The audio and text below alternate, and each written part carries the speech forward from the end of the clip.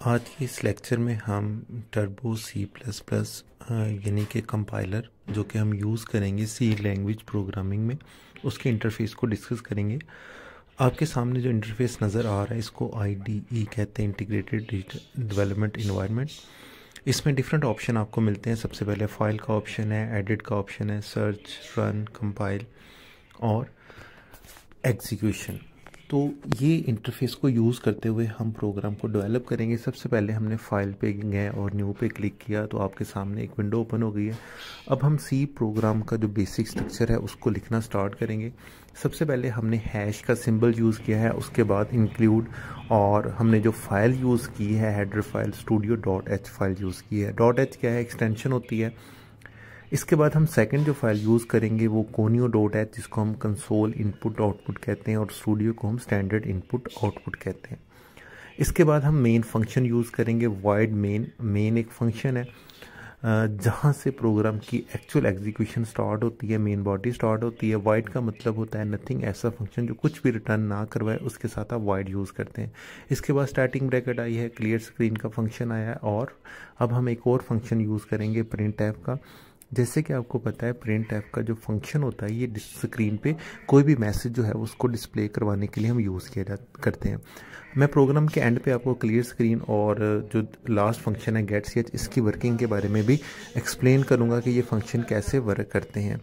अभी हम देखते हैं कि हमने एक प्रोग्राम कंपाइल कर पूरा प्रोग्राम जो है वो राइट कर लिया है, यानी हमारा जो पहला स्टेप था क्रिएटिंग और एडिटिंग का वो मुकम्मल हो चुका है।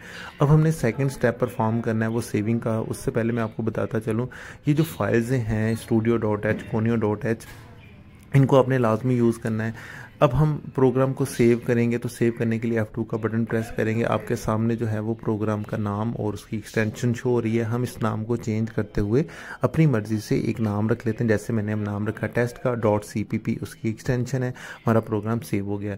अब हमने कंपाइल करना है। कंपाइल का मतलब है कि जो आपका हाई लेवल लैंग्वेज का प्रोग्राम है वो लो में कन्वर्ट हो जाएगा। Alt+F9 हमने प्रेस किया तो आप देख सकते हैं प्रोग्राम में कोई भी एरर मौजूद नहीं है। अब जो लास्ट स्टेप था एग्जीक्यूशन का, हम उसको करेंगे। उसके लिए आप कंट्रोल F9 भी प्रेस कर सकते हैं। आप देख सकते हैं स्क्रीन पे जो मैसेज है हेलो का वो शो हो रहा है। अब हम इस मैसेज में कोई चेंजेस करते हैं। जैसे मैंने आपको बताया था, जो भी चीज़ आपने प्रिंट टैब में डबल कोटेशन में लिखी होगी उसमें आप अपनी मर्जी से कोई भी चेंजेस कर सकते हैं। अभी मैं एक और मैसेज शो करवाने जा रहा हूँ कि आई एम अ प्रोग्रामर। तो अब हम जब ये मैसेज टाइप करने के बाद दोबारा प्रोग्राम को एग्जीक्यूट करवाएंगे तो आप देख सकेंगे कि जो प्रोग्राम है वो हमें एक नई आउटपुट शो करवाएगा। अगेन हम प्रोग्राम को कंपाइल करते हैं तो आपके सामने जो अभी आउटपुट आ रही है वो आ रही है आई एम अ प्रोग्राम। अब मैं क्या कर रहा हूँ, अब मैं एक और मैसेज शो करवाने जा रहा हूँ प्रिंट एफ, और यहाँ पे भी आप अपनी मर्ज़ी से कोई भी मैसेज लिख सकते हैं। यानी आज के जो इस लेक्चर के बाद आपको एक सिंपल मैसेज शो करवाना ज़रूर आ जाएगा। अब हम जो मैसेज लिख रहे हैं कि प्रोग्रामिंग इज़ इंटरेस्टिंग या लर्निंग प्रोग्रामिंग इज़ इंटरेस्टिंग, कोई भी आप मैसेज अपनी मर्ज़ी से लिख सकते हैं। अब हम इस प्रोग्राम को अगेन कंपाइल करेंगे तो आप देखेंगे कि जो हमारा मैसेज है वो दोनों मैसेज जो हैं वो शो होंगे, लेकिन एक सिंगल लाइन में शो हो रहे हैं। मैं चाहता हूं कि मैं ये जो दो मैसेजेस हैं इनको अलग अलग लाइन पे शो करवाऊं, तो उसके लिए मैंने एक एस्केप सीक्वेंस यूज़ करना है। अभी हमने इसके बारे में नहीं पढ़ा, आगे जाके पढ़ेंगे डिटेल में। एस्केप सीक्वेंस क्या होता है, ऐसे ऑपरेटर जो आपके आउटपुट को मॉडिफाई करते हैं। मैंने यहाँ पे /n का यूज़ किया। आप देख सकते हैं पहली जो लाइन है प्रिंट ऐप में, वहाँ पर मैंने /n का यूज़ किया है। जब मैं इस /n का यूज़ करता हूँ तो मेरी जो आउटपुट है वो दो लाइनों में डिवाइड हो जाती है, लेकिन जैसे मैं रिमूव करता हूँ तो मेरी आउटपुट दोबारा एक लाइन में मूव हो जाती है। तो होप सो आपको यहाँ तक अंडरस्टैंडिंग होगी। अब हम कुछ चेंजेस करके देखते हैं अपने प्रोग्राम में। अब हम समझेंगे क्लियर स्क्रीन या गेट सी एच जो है इनका यूज़ कैसे होता है। मैं इसके लिए क्या करता हूँ, मैं गेट सी एच के फंक्शन को यहाँ से रिमूव करता हूँ। मैंने अभी जो स्लैशी यूज़ किया है इसका मतलब होता है कमेंट्स, यानी अब ये प्रोग्राम का पार्ट नहीं है। गेट सी एच अब प्रोग्राम का पार्ट नहीं है, बेशक ये मेंशन है लेकिन कंपाइलर इसको इग्नोर करेगा। अब जब मैं प्रोग्राम को कंपाइल करता हूँ तो कोई भी मैसेज डिस्प्ले नहीं हो रहा। आपके सामने स्क्रीन ब्लिंक हो रही है लेकिन मैसेज डिस्प्ले नहीं हो रहा। इट्स मीन कि जो गेट सी एच का फंक्शन है वो मुझे स्क्रीन पे रिजल्ट देता है। अगर हम गेट सी एच के फंक्शन को यूज़ नहीं करेंगे तो मुझे रिजल्ट नहीं मिलेगा। अगेन मैंने एक्टिव किया है फंक्शन को। अगेन जब मैं प्रोग्राम को कंपाइल करूँगा तो एज इट इज़ मेरा जो रिजल्ट है वो शो होगा। अब मैं क्लियर स्क्रीन के फंक्शन को यूज़ करता हूँ। मैंने इसमें भी कमेंट्स पास कर दिए हैं। इसका मतलब है क्लियर स्क्रीन अब मेरे प्रोग्राम का पार्ट नहीं है, लेकिन आप देखें आपको डिस्प्ले स्क्रीन पे कुछ डिफरेंस नज़र आएगा कि जो मैसेज पहले था वो ऐसे ही स्क्रीन पे शो हो रहा है, वो रिमूव नहीं हो रहा। यानी क्लियर स्क्रीन का फंक्शन जो होता है ना, वो स्क्रीन को क्लियर करने यानी साफ़ करने के लिए यूज़ होता है। जैसे ही मैं इसको एक्टिव करता हूं तो आपके सामने जो मैसेज है उस अब 2 ही मैसेज शो हो रहे हैं, बाकी सारे क्लियर हो चुके हैं।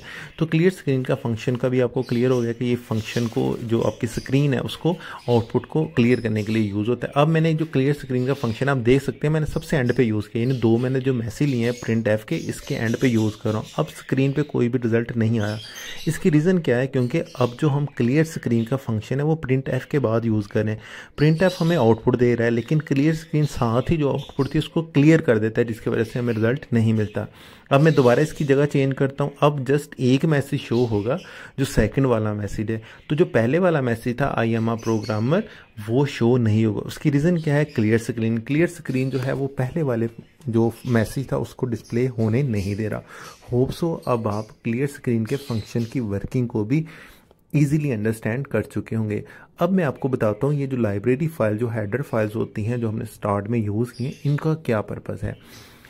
आप देखेंगे हमने क्या करना है, पहले हम इस क्लियर स्क्रीन के फंक्शन को एक्टिव कर लेते हैं। अब मैं क्या करूँगा, अब मैं किसी एक लाइब्रेरी फाइल को कमेंट्स पास कर दूँ। जैसे मैं स्टूडियो को प्रोग्राम से निकाल दिया है, अब देखें एरर आ गया।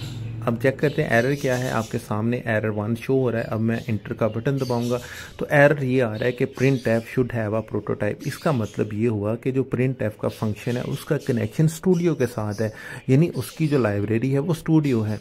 तो हमें अगर प्रिंट एफ के फंक्शन को यूज़ करना है तो हमें उस फाइल को भी यूज़ करना पड़ेगा। अब मैंने कोनियो को जब कमेंट किया तो इसका जो लिंक आ रहा है, अब वो जो एरर दे रहा है क्लियर स्क्रीन और गेट सी एच फाइल का, इसका मतलब है जो हम फंक्शन यूज़ कर रहे हैं क्लियर स्क्रीन और गेट सी एच, उसका जो कनेक्शन है वो कोनियो यानी कंसोल इनपुट आउटपुट फाइल के साथ है। होप सो अब आप हेडर्स फाइल्स को भी इजीली अंडरस्टैंड कर चुके होंगे कि अगर हम हेडर्स फाइल्स को यूज़ नहीं करेंगे तो क्लियर स्क्रीन, प्रिंट एफ या गेट सी एच ये फंक्शन भी प्रॉपर वर्क नहीं करेंगे। तो डियर स्टूडेंट्स, ये था आज का लेक्चर जिसमें मैंने आपको जो बेसिक स्ट्रक्चर था सी लैंग्वेज प्रोग्रामिंग का उसके बारे में बताया है और डिफरेंट एग्जांपल्स के थ्रू समझाने की कोशिश की है। अगर आपके पास कोई भी क्वेश्चन है तो आप मुझे पर्सनली मैसेज करके पूछ सकते हैं। Thank you so much.